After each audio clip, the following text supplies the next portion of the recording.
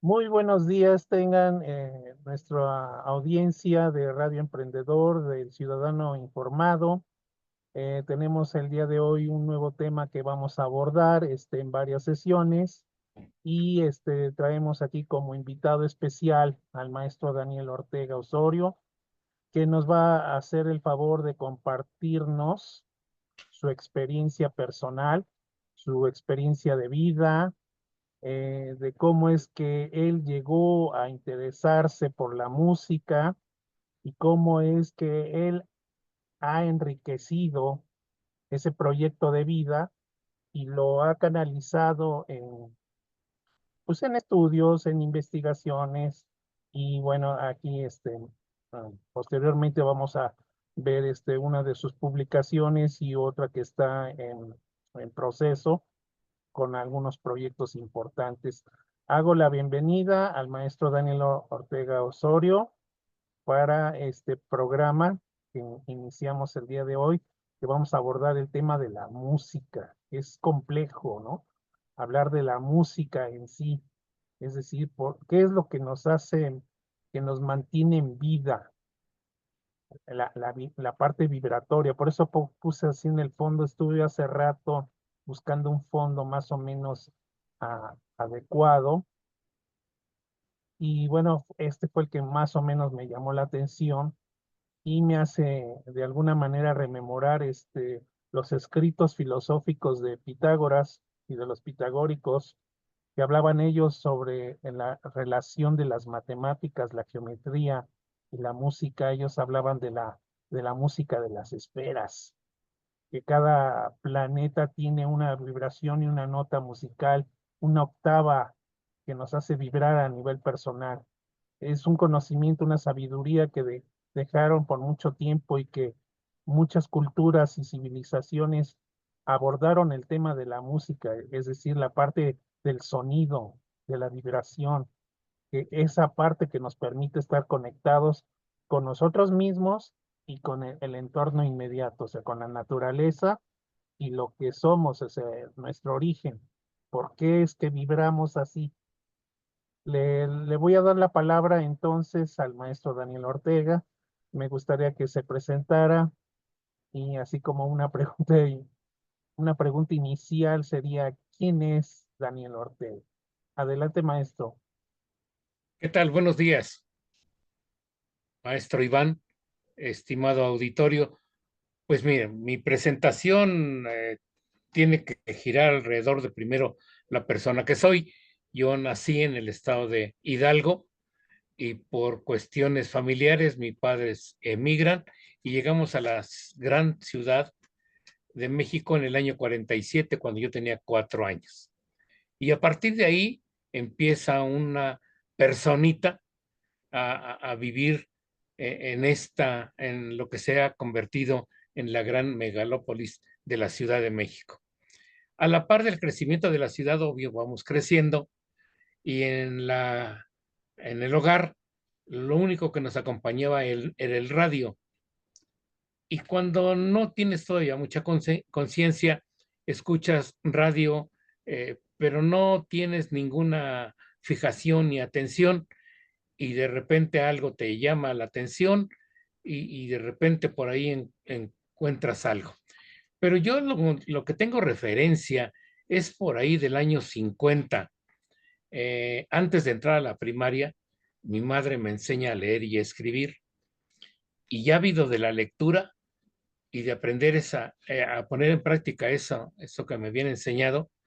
Mi padre llegaba de trabajar con un periódico deportivo todos los días y entonces fue convirtiendo en mi primer contacto con la lectura y obvio, de deportes. Cuando llego a la primaria y ya todo el camino que se inicia desde primero de primaria, pues entonces la vida te empieza a cambiar, pero hay un común denominador. En la casa solamente radio, radio y radio. ¿Y qué se veían? Pues radionovelas, que Los Panchos, que Juan Arbizu, que Tito Guizar, que Landín, la Toña la Negra, etcétera, etcétera. todos los grandes cantantes de esos años en nuestro país y con una estación solamente, la XCW, que con su eslogan original era de mucho impacto para mí en esos momentos, la voz de América Latina desde México. Y yo me preguntaba, ¿qué es América Latina? Obvio, para esos años yo no tenía ni remota idea qué era, de lo que se refería. Pero las ondas hertzianas llegaban a todo el resto del continente para aquel entonces. En algún momento dado me llama mucho la atención y nunca se me olvida algo que existió que se llamaba El Cancionero Picot. Había un programa y en la radio y pasaban las canciones y el señor Ferrusquilla se hablaba como indígena y era muy agradable escuchar su plática de este señor y, y cantaban canciones mexicanas, obviamente, y de repente salpicada con alguna de trío. Ya para ese entonces, ya después me voy dando cuenta que hay algo que es muy notorio para esos años y que es el trío Los Panchos. Y empieza a escucharse mucho esas canciones. Nosotros estamos acostumbrados a decir música de trío, pero realmente lo que cantaban estos hombres era el bolero.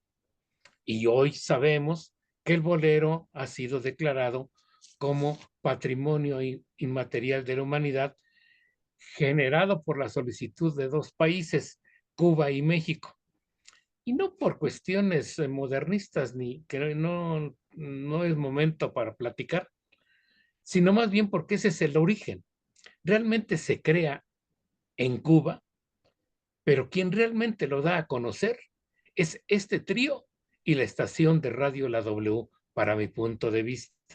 Puedo estar equivocado, puedo estar acertado, pero yo así lo veo a partir de los años 48, 49, 50 y en adelante. Y después ahí se sigue infinidad de gente cantando, de tríos, etcétera, etcétera, pero para mí ese es el origen. Y uno se le va quedando todo ese tipo de canciones, ¿no? Después un programa muy significativo que representó en esos primeros años era los martes en la noche. Casi no me podía dormir si no escuchaba el martes en la noche, Noches Tapatías. ¿Cuál es el secreto de ese programa o cuál era la identidad? Solamente se tocaba música mexicana, música con mariachi. Ah, y ahí aparecen los grandes cantantes mexicanos. Y nunca se me olvida la voz de José Alfredo Jiménez cantando El Jinete. Y a partir de ahí se vuelve la canción ranchera que yo tengo muy marcado a través de mi historia personal. Es una canción con que me identifico. Después alguna gente, como decimos en la calle, los chismes de lavadero, dicen que esa canción no era compuesta por José Alfredo al ver toda la temática de sus canciones y esta, una exquisita canción que no habla ni de desgracias, ni de amores abandonados, ni de cantina, ni de alcohol, ni de borracho. Llegó el borracho y el borracho, que es la antítesis de la bella canción del jinete de José Alfredo Jiménez. Y entonces ahí se me va haciendo, considero, un gusto musical de manera natural. Algunos años después,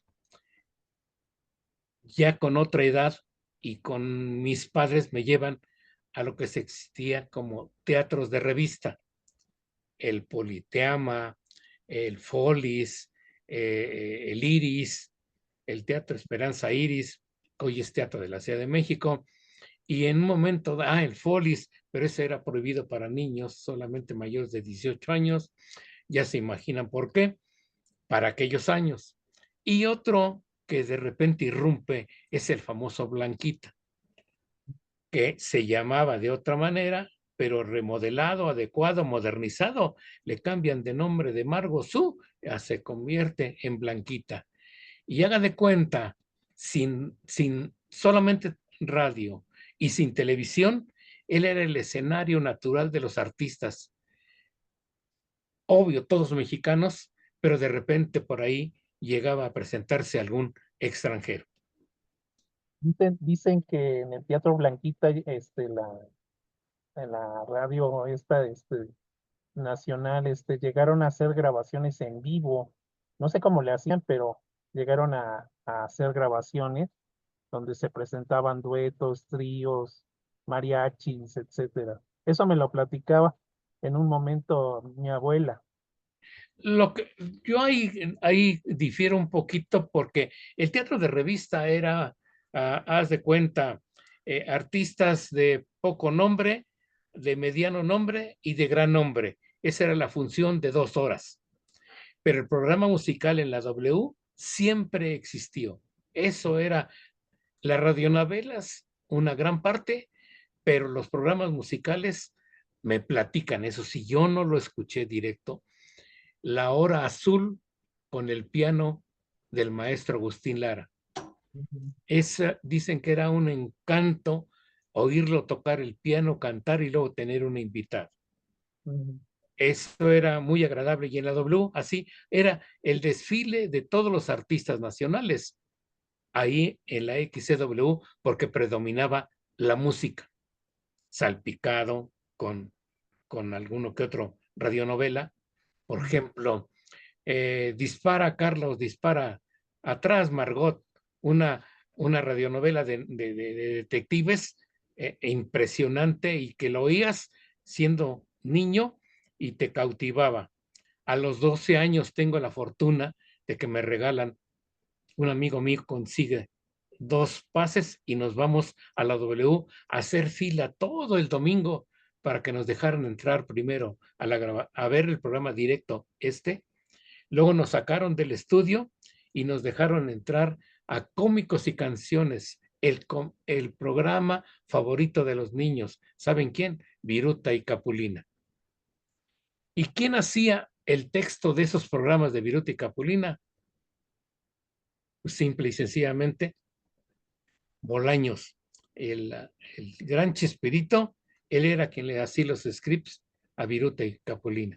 Bueno, esto es de oír. Ir a la W era un regalo impresionante a los 12 años. Por ejemplo, tengo la suerte de ver debutar a Javier Solís en su primera actuación en el Teatro Blanquita. ¿Se imaginan cantar ese hombre en un teatro de manera directa en la parte alta del teatro, donde se veía todo y se escuchaba de manera primorosa? La primera actuación de Marco Antonio Muñiz como solista con la canción Escándalo, también lo veo debutar ahí. Y ya la lista es larga. Nunca se me olvida dos ecuatorianos, Olimpo Cárdenas o Julio Jaramillo, en los años fines de los 50. No se imaginan el impacto que tuvieron estos dos cantantes con canciones, con temas desconocidísimas para nosotros en otro ritmo musical, etcétera, etcétera, y que era el pasillo ecuatoriano, por ejemplo. Yo mi recuerdo más grato, que vuelvo a repetir, se lo debo a mi abuela, que la primera vez que me lleva al Teatro Blanquita me tocó ver a la Tongolele Claro, y claro, con claro, música de fondo de Pérez Prado, el claro, maestro Pérez claro. Prado, así Sí, en porque vivo. esa Era es la una otra, sí, esa es la otra visión que tengo, ese es la otro recuerdo en la radio, porque no se imaginan cómo se escuchaba la Sonora Matancera en el radio. Desde los años que yo tengo memoria, que es 49, 50, yo escuchaba Sonora Matancera. Yo no sabía que eran de Cuba, yo sabía que interpretaban una música muy bonita, muy especial, y que de repente, siendo chamaco, pues te sigues algo que ritmo, ¿qué vas a saber bailar ni que nada? Tú nunca lo has visto. Sin embargo, la música tan contagiosa es entonces, y también coincide porque Pérez Prado es exactamente la moda en el año 1950. Esa, esa música tan especial que inventa este señor, que ya un día, si tenemos oportunidad, platicaremos del mambo, pero bueno, desde el punto histórico y relativo a mi biografía, pues tengo un impacto muy memorable. A un tío mío le pusieron de apodo el mambo, ya se puede imaginar por qué le pusieron el mambo, ¿no? me gustaba mucho bailar. Y obviamente en la colonia que yo vivía se llamaba 5 de Mayo y la fiesta de la colonia, el 5 de mayo, con algunas bocinas artesanales, o no sé cómo, alguien sacaba un intento de tocadiscos, porque ya empezaba a haber discos de esas personas, y Exacto, pues. Colonia bailaba el 5 de mayo al ritmo del mambo. Ajá. Junto, casi pegadito, teniendo mucho auge el mambo, aparecen otros dos cubanos con el Este, cha-cha-cha. bueno, vamos a un corte. Nos dio mucho gusto el haberte tenido aquí, maestro Daniel. Eh, Sin duda alguna es importante recabar toda esta memoria de experiencias, eh, y que lo tienes ahí y lo has trasladado posteriormente en otros proyectos. Eh, a nuestras audiencias, bueno, les deseo mucha suerte. Nos veremos en la próxima ocasión para continuar con esta interesante entrevista.